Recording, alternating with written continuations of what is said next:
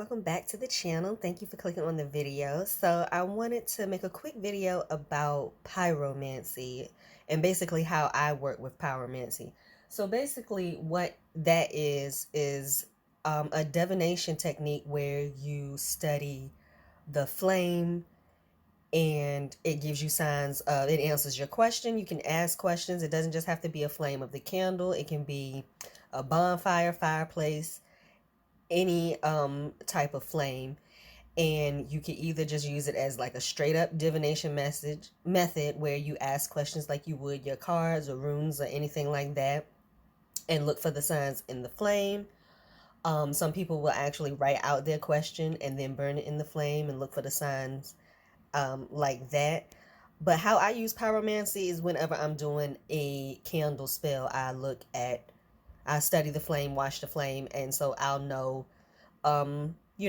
whether my spell is working out fine, whether I'm on the right track or not, and or if I need to tweak something. Now I've got a heater going on in my room right now, so the flame is dancing. So this candle probably won't show the different signs that I want to talk about, but some signs that I look for when I'm doing my candle spells, I look for number one, like the size of the flame. Is it a tiny, low flame, like it's about to burn out?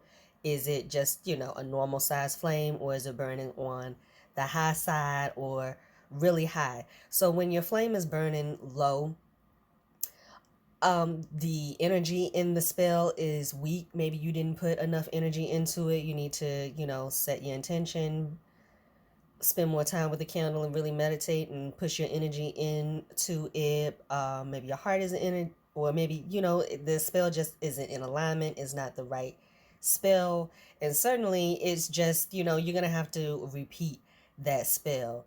You really don't want a low flame in your candle magic. So a nice normal size flame is a good sign. A high flame is a good sign, means that it's a lot of energy, a lot of power back in your spell.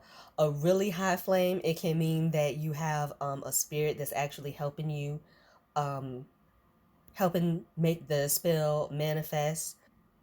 Now, also a really high flame, it's a good sign, but it can also be, not necessarily a bad sign, but it's like you're going to get the results fast, but the results might not be long lasting. So even if you get a really high flame, you might want to do another backup spell, either burn another candle or do something that's more um along the earth magic realm, a more permanent spell.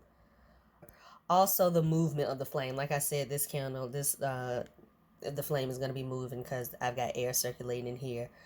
When before you read signs into your candle, you want to make sure, okay, what's going on in your environment? Do you have drafts, different things of that nature that can be affecting it, that's on a mundane level and not a spiritual sign. But one of the things that I look for is the steadiness. So I like a good steady, non-moving flame, because that's, to me, is just a good sign that the spell is just on the right track and is doing everything that it's supposed to. No obstacles, that sort of thing. um Dancing like this, and although this is the air, but sometimes your candle without air, it can start to dance a little bit. That can be a sign that a spirit is taking interest in your spell work, or you have some spiritual assistance. um if it's going really crazy, that's not a good sign. Especially if the flame is like going really crazy, almost like it's trying to blow out or what have you. That's a sign of interference. Okay, it's not help, it's something is in the way.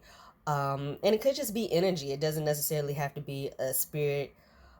It could be you didn't do a cleansing, or you need to do a roll open, or you need to do some sort of